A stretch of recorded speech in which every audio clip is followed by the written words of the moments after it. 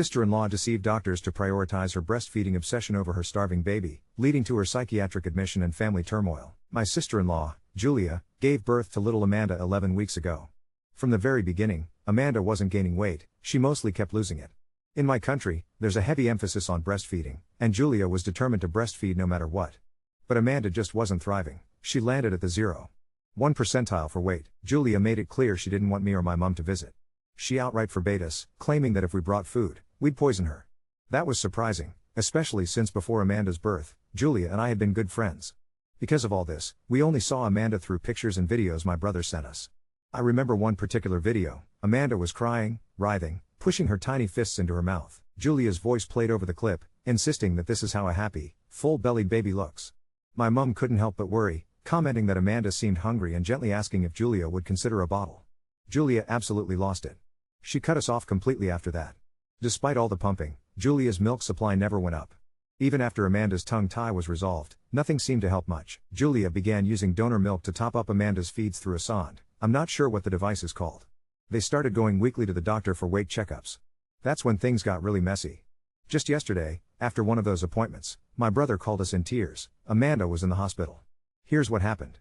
As always, Julia asked my brother to bring her coffee before Amanda's weigh-in, while she used the nursing room to change Amanda's nappy. He did as he always did. But this time, a nurse popped into the room to ask Julia about some paperwork, and caught her feeding Amanda from a bottle right before the checkup. The bottle contained 150 cc of milk and was already half empty. The nurse immediately reprimanded Julia. Amanda was supposed to be weighed before feeding. My brother walked in, saw what was happening, and erupted. Julia had always refused bottles for Amanda, so seeing this was a shock. He grabbed the bottle, and just at that moment, Amanda vomited up a thick, almost solid milk. The nurse examined the bottle and discovered it was a mixture of milk and rice cereal. Things snowballed from there. The doctor was called and immediately ordered Amanda to be hospitalized for emergency checks, especially after Julia went berserk, throwing things, screaming that she'd feed her baby whenever and however she wanted. We rushed to the hospital to see my brother, who was beside himself. Amanda's blood results were bad. She had issues with her kidneys, liver, vitamin levels, and iron. The doctors told us Amanda had been starving for ages and asked why nobody in the family had stepped in. We told them about Julia accusing us of trying to poison Amanda and banning us from contact. The doctors didn't waste time and sent Julia for a psychiatric evaluation, suspecting PPD. But it turned out she was faking it. She confessed to the doctor, terrified they'd take Amanda away, admitting a friend had told her that if she played up PPD, we'd leave her alone and she'd get peace for her breastfeeding journey. The doctors sharply told Julia that what she'd been doing, stuffing Amanda artificially with milk and cereal before doctor visits, wasn't okay. They said Amanda needed formula, not this charade, because Amanda was literally failing to thrive, her life in real danger. Julia lost it again, screaming she'd only breastfeed or not feed Amanda at all, that it was her baby, her decision alone. The doctors gave her two choices, another psych evaluation or the police. Julia reluctantly agreed to be evaluated and was involuntarily committed for a week. My brother works 14-hour days. Julia wanted to be a traditional wife after their wedding, so he's been working himself to the bone to support them. He'd always assumed Julia was right about Amanda's care, but after yesterday, his world shattered. He was furious. He blamed Julia for starving Amanda to satisfy her own disturbing obsession, saying he'd done everything he could to provide for them, even enough for formula if they needed it. He told me he wanted a divorce and full custody of Amanda. I'm not sure if he'll get that since, in our country, it's rare for fathers to win custody of daughters. The doctors weren't gentle with him, either, scolding him for not noticing sooner. Right before Julia was admitted to the psychiatric ward, I confronted her. I told her, through my anger and pain, that she'd turned us into monsters in her head, but all we ever wanted was to help her and Amanda. I told her this whole nightmare was never about Amanda's well-being, it was all about Julia and her precious breastfeeding journey. She spat pure venom at me, calling me a BTCH and saying I should have died in childhood because, in her words, nobody can love an autistic person like you. Update 1.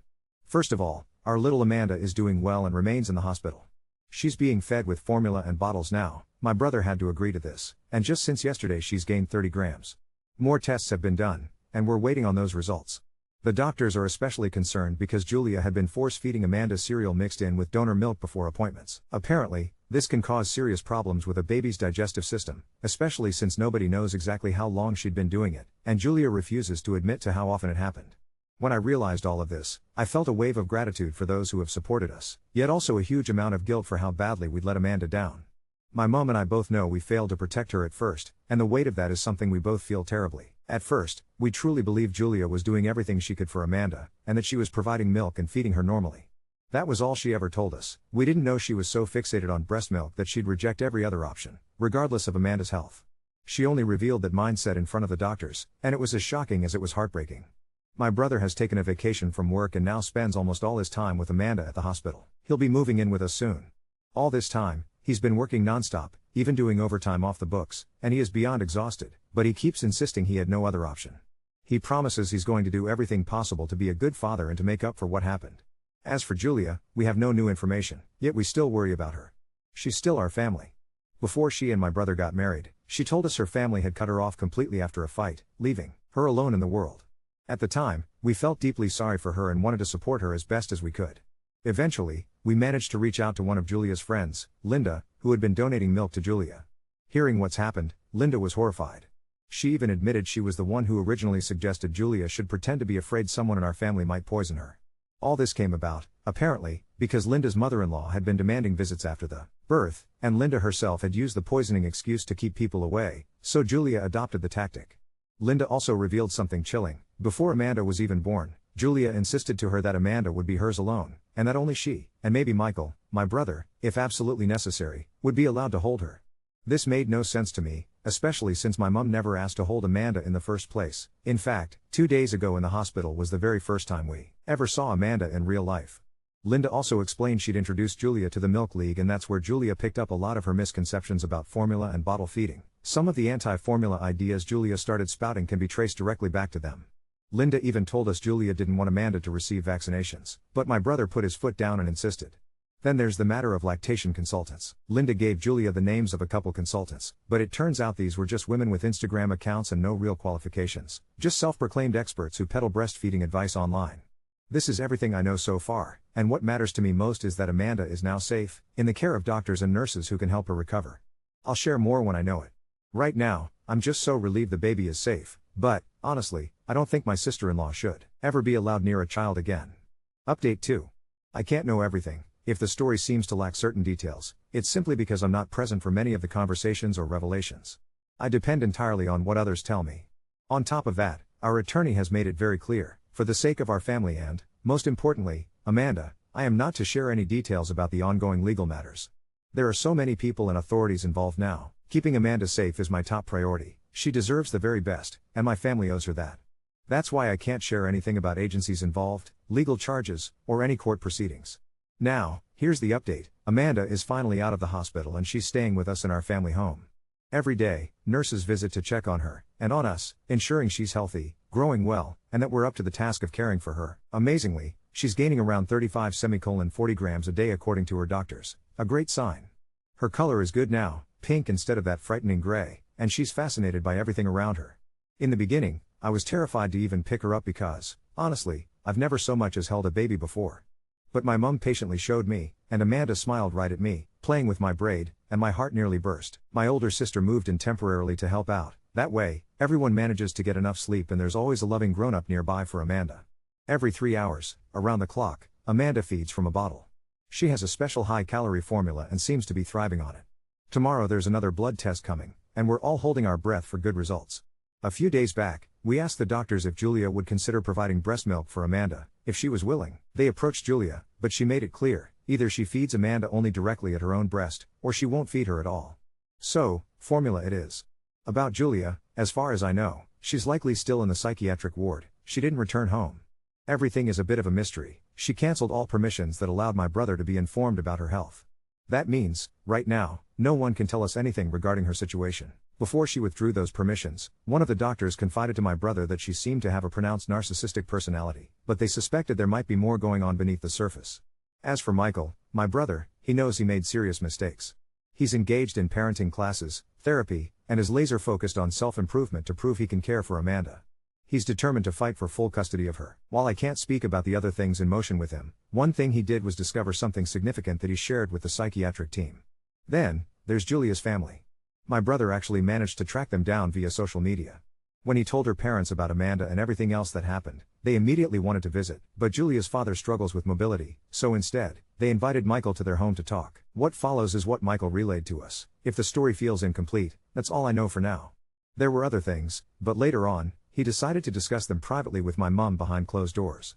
From what I gathered, Julia grew up in a deeply religious family in a small town, with one younger brother, Sven.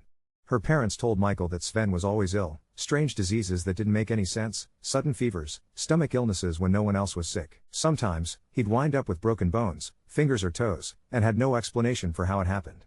This meant the whole family ended up focusing on his care, especially on weekends when they all needed to be at the hospital, and Julia would always come along too. It didn't strike me as particularly odd at first. As a kid, I was always hurting myself with silly things. But the story takes a sharp turn when, at 18, Sven gathered his things, left home, and started working in the city. He would only rarely get in touch with their mom, assuring her he was fine, and, notably, that he was no longer sick. Julia reacted very badly to Sven's departure. Her parents described her as being extremely close to him before, always together. Suddenly, she was furious, breaking plates and glasses, and even threw a chair into a wall hard enough to leave a hole. Eventually, her parents urged her to move out, and soon afterward, she met my brother. Their relationship whisked by in under a year before marriage, as she insisted, being from such a religious family, she couldn't wait any longer.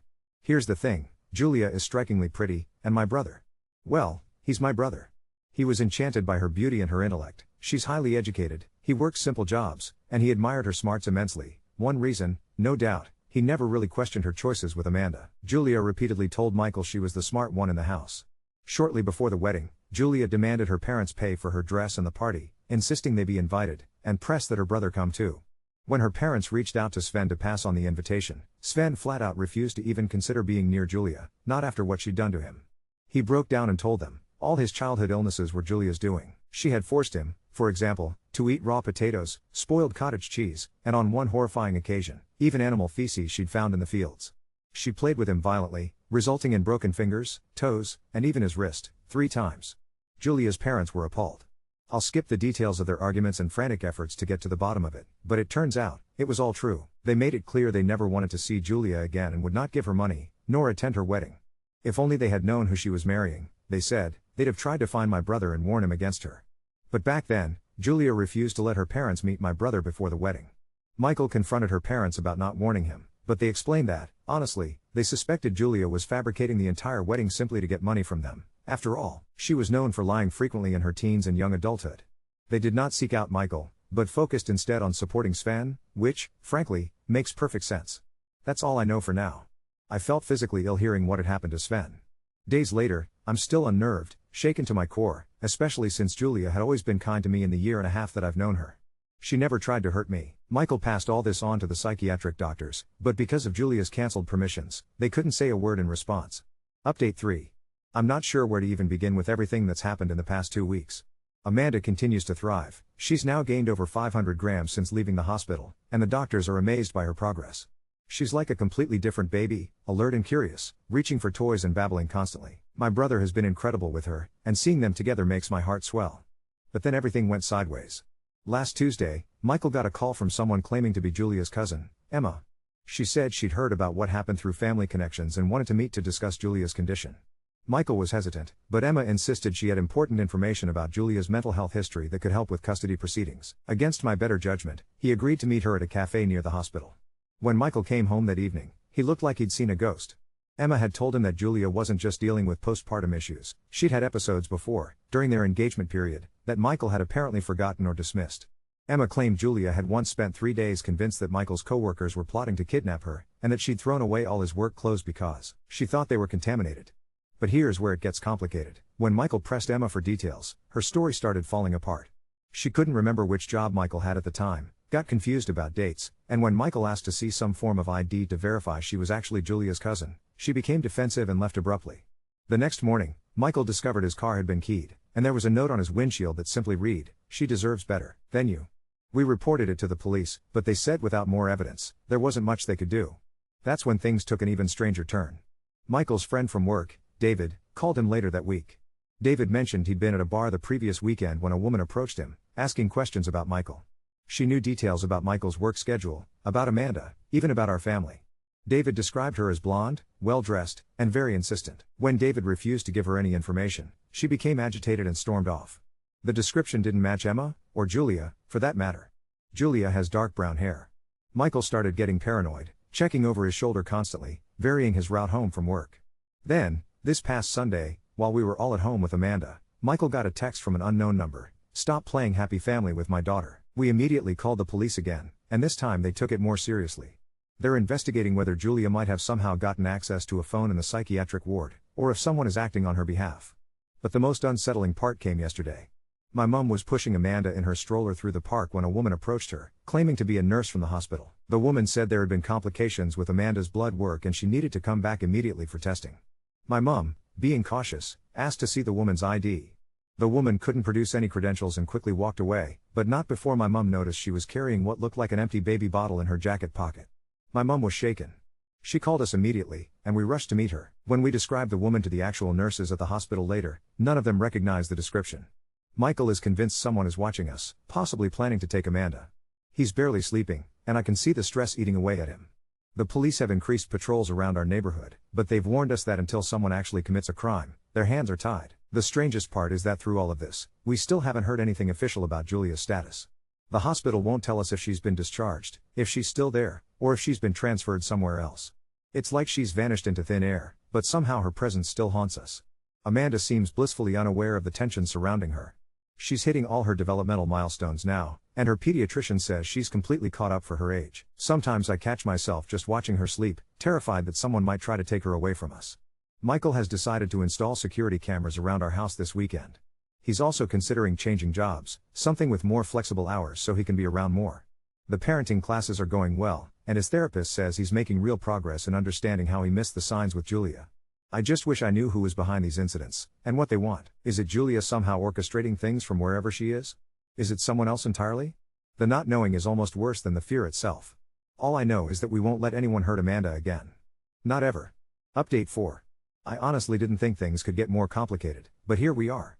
Amanda is now 16 weeks old and has completely transformed into this bright, chubby little thing who lights up whenever she sees any of us. The doctors say her recovery has been nothing short of miraculous. She's now in the 25th percentile for weight, which feels like winning the lottery after where we started. But the situation with whoever's been stalking us took a turn I never saw coming. Last Thursday, Michael was leaving his therapy session when he spotted the same blonde woman David had described at the bar. She was sitting in a car across the street, and when she realized he'd seen her, she drove off quickly. Michael managed to get a partial license plate number and gave it to the police. What they found made everything click into place in the most disturbing way possible. The car was registered to Linda, yes, the same Linda who had been giving Julia donor milk and who suggested the whole poisoning excuse in the first place. When the police went to question her, they discovered something that made my blood run cold. Linda had been having an affair with my brother. I know how that sounds, but hear me out. It started about 6 months into Julia's pregnancy, when Michael was working those insane 14-hour days and Julia had basically shut him out completely. Linda had been coming over regularly to drop off milk, and she and Michael started talking. At first, it was just someone to vent to about Julia's increasingly bizarre behavior, but it developed into something more. Michael confessed everything to me and Mum that evening, sobbing like I hadn't seen since we were kids. The affair had been going on for months, even continuing after Amanda was born. Linda had been telling him that Julia was clearly unstable, that Amanda would be better off without her, and that once the divorce went through, they could be together properly. But here's where it gets twisted. Linda had been manipulating the entire situation from the beginning. She admitted to the police that she'd been the one encouraging Julia's extreme anti-formula stance through the milk league, knowing it would drive a wedge between Julia and our family. She'd also been feeding Julia paranoid ideas about us trying to take over Amanda's care. Linda thought that if Julia had a complete breakdown, Michael would get full custody, and she could step in as Amanda's new mother. She'd even gone so far as to research our family, learn our routines, and had been planning to approach us as the concerned family friend once Julia was completely out of the picture. The blonde woman stalking us? That was Linda's younger sister, Rachel, who had been helping with the surveillance. The fake nurse in the park was Rachel too. They'd been planning to document any signs that we were unfit to care for Amanda, hoping to build a case for why Michael needed Linda's help. When Linda realized the police were closing in, she panicked and told Michael everything in a hysterical phone call. She begged him to run away with her and Amanda, claiming that Julia would never stop trying to get Amanda back and that they needed to disappear together. Michael recorded the call and handed it over to the police immediately. Linda has been arrested for stalking and harassment. Rachel is facing charges too. The police found detailed notes in Linda's apartment about our daily routines, photos of our house, and even a nursery she'd set up for Amanda in her spare room. The most chilling part? Linda had been slowly increasing the fat content in the donor milk she gave Julia, knowing it would make Amanda sick and prove that Julia couldn't provide proper nutrition. She wanted Julia to fail spectacularly. Michael is devastated. He keeps saying he thought he was protecting Amanda by having someone on his side who understood how bad things were getting, but he realizes now that he was being manipulated just as much as Julia was. His therapist is helping him work through the guilt, but he's barely eating and looks like he's aged 5 years in the past week. As for Julia, we finally got some answers. She was discharged from the psychiatric ward 3 days ago, but she's been staying at a halfway house while waiting for a court-mandated outpatient treatment program to begin. She doesn't know about Linda and Michael's affair yet, but her lawyer will probably tell her soon as it's relevant to the custody case. I'm terrified about how she'll react. Despite everything she put Amanda through, part of me feels sorry for her. She was being manipulated by someone she trusted, someone who was literally sabotaging her ability to feed her own daughter while sleeping with her husband. Michael has asked Julia's lawyer if they can arrange a supervised meeting so he can tell her about the affair himself, before she hears it in court. I think he's hoping she'll understand that he was being manipulated too, but honestly, I don't see how this makes anything better. Amanda continues to be oblivious to all the adult chaos around her.